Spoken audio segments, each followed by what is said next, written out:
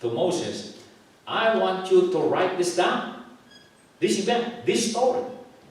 I want you to write it down and recite it to that man. Who's the man? Joshua. He identified one man that should remember this event, this day. And it's easy to forget something when they just tell you. That's why my brother always have a piece of paper and pen. Don't say it, write it. Because if you say it to me, before I got out of that door, I forgot what you said. I have a very poor memory. The only person that I won't forget is, of course, my wife. I have to remember her name all the time. Sometimes I look at you, if I pause for a minute or two, that means I forgot your name. So somebody who knows me will always supply it. Bani pangalan niya. All right. Well, I like to pray too, but I like to pray with guaranteed success. Would you?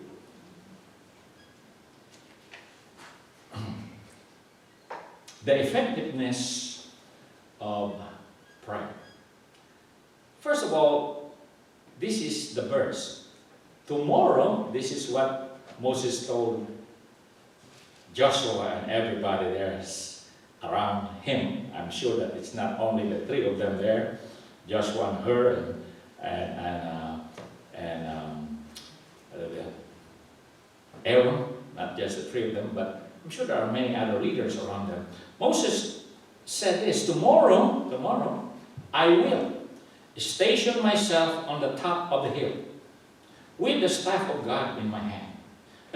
He said, I want you to go muster the army, go to meet the Amalekites in the valley for battle. Me, I'm going to go up there and pray. Wow, that's a good picture. That's why it says they painted that event. So the first point is the effectiveness of prayer revealed in a negative way. Meaning to say, this is the prayer you don't want to do. Okay? Because there's always two sides to everything. The positive and the negative, light and darkness, and they said the Koreans have what, the yin yang. I don't know what that is.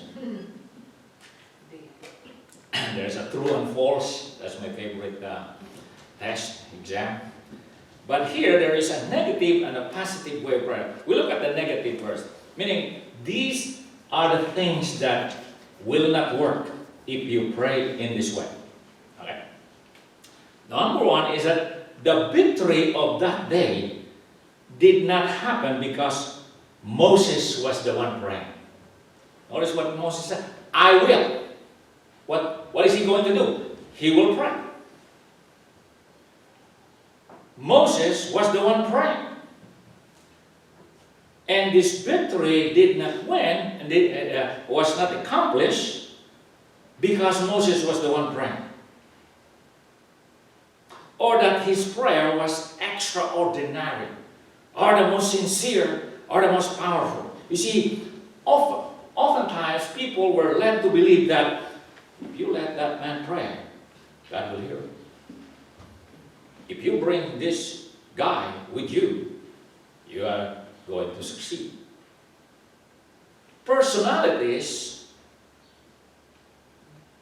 tend to be like a superstition that people carry around, that if so-and-so will pray, we'll have success. God will hear it.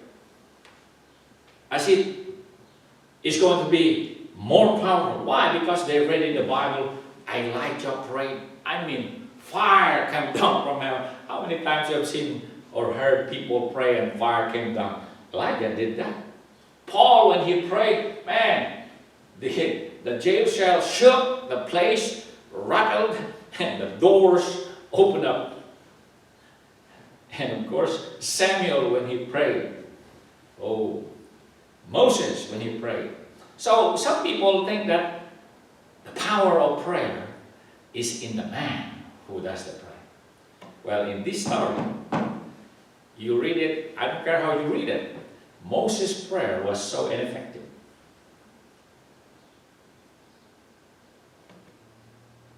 So, don't make an idea that if pastor will pray, that's more powerful than David's prayer. Because that's not how it works. Okay? That's the wrong approach. Because in this story, Moses was praying. Oh, but not all the time that he was praying that Joshua was winning. There was times when Joshua was losing. Did Moses stop praying? No, he did. He still prayed.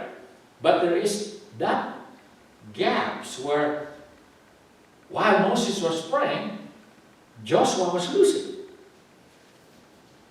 So that's the cult of the personality.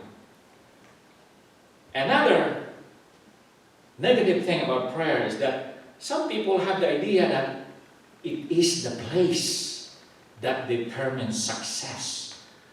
Well, I know a lot of friends, they would prefer to pray at Quiapo rather than their chapel nearby.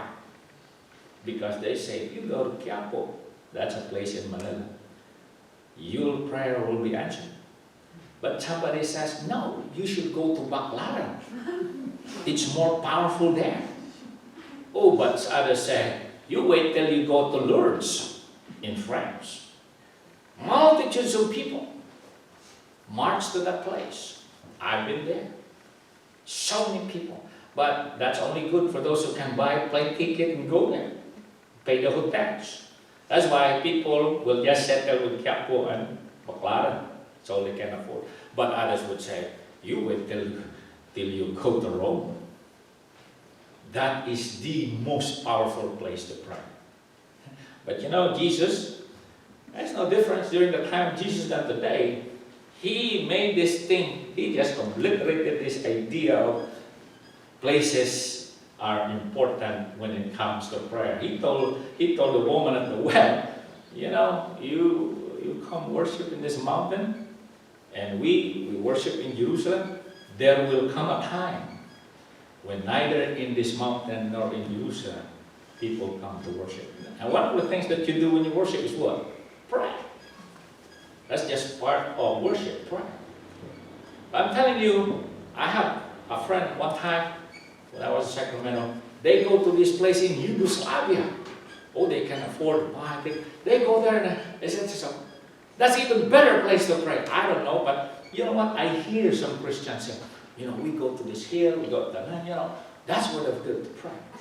Well, maybe there's other reasons why they go there.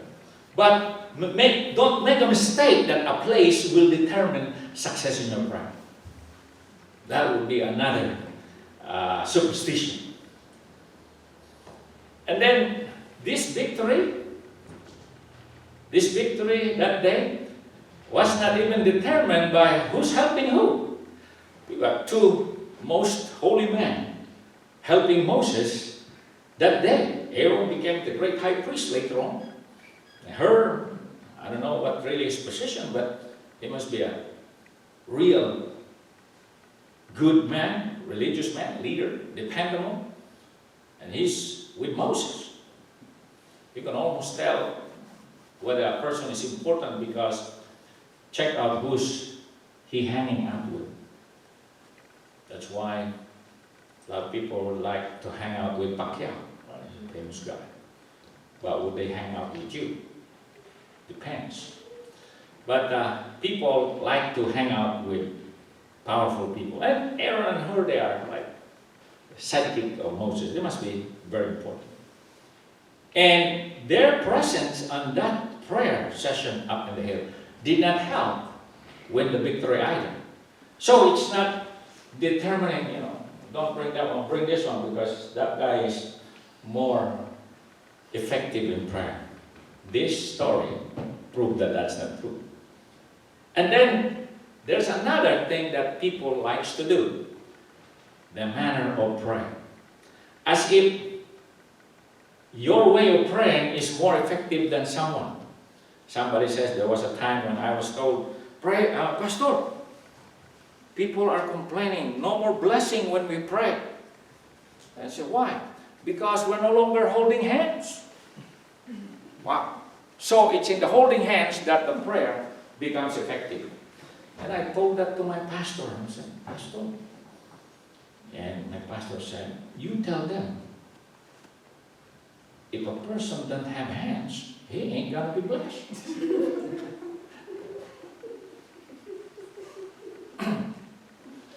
Because that's what they said. We're no longer blessed because we're no longer holding hands. And there are people who really believe in that. And others, you have to raise your hands.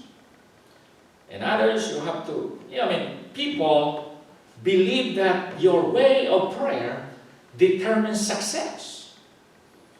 Well, I don't know what was the position of Jonah inside the whale. Very pretty. Oh, but he has one of the most powerful, successful prayer written in the Bible. You just read the prayer of Jonah. And I don't know whether he was raising his hand there or what was his position. But one of the most successful prayer answered is the prayer of Jonah.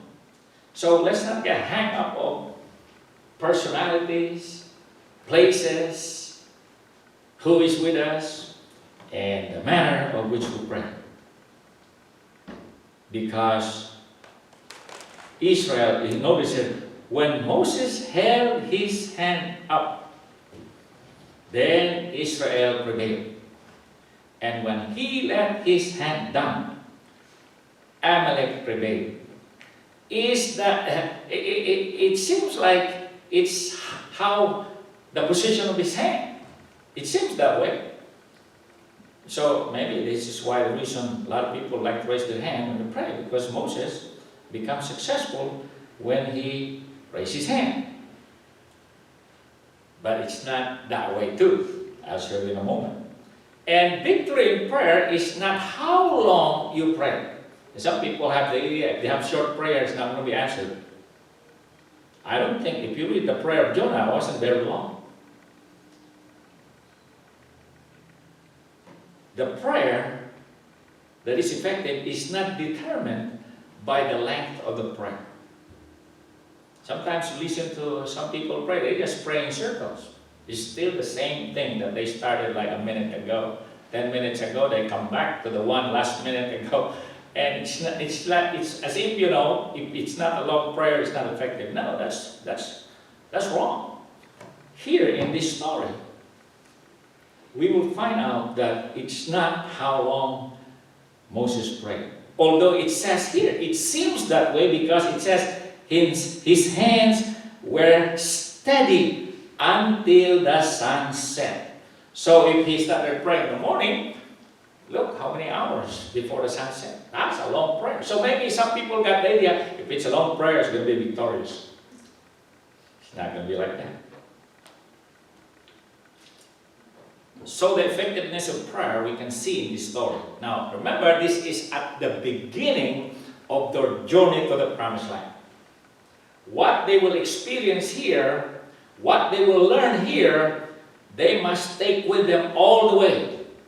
Because this sets the right and wrong, the course of the journey. That's why this event was ordered by God. Write it down and make Joshua remember it. Recite it to him. Because who's Joshua? He is the one that will lead these people to the promised land. Because Moses is not going to enter the promised land. He is the one that will lead this nation. He will be the father figure for all these multitudes of people. And he better know how God operates. He better know where success really is. It's not on who's with you, where should we do this, how are we do it. No, it's not going to be like that. This story will reveal that. That's why the next point is the person of God materialized. Where is God in this painting? You look at this painting again. There's Moses, there's Aaron, there's her, and there are stones there, there's a hill. But where's God? Can you see God? Where's God in that? Because God is in that painting. But people can't see it. That's why sometimes people, I don't believe in God. Why? I don't see him. But David says, you look at the stars, you see God. In fact, they speak. You look at around you see God. It's just a matter of, can you identify God when He shows up? Can you? Because in this story, in this painting, God was there. But it's not easy to see. Do you know that in the Old Testament, Jesus, almost every Bible student would say, Jesus, before He became a man, born in Bethlehem, He was in the Old Testament presented as the angel of Yahweh, the angel of the Lord. The angel of the Lord appeared to Gideon. The angel of the Lord appeared to Moses. The angel of the Lord appeared to Joshua. Remember Joshua when he entered the promised land? He spied out Jericho, and a man came to him. And Joshua asked him, are you with us or are you with our enemies? And you know what he said?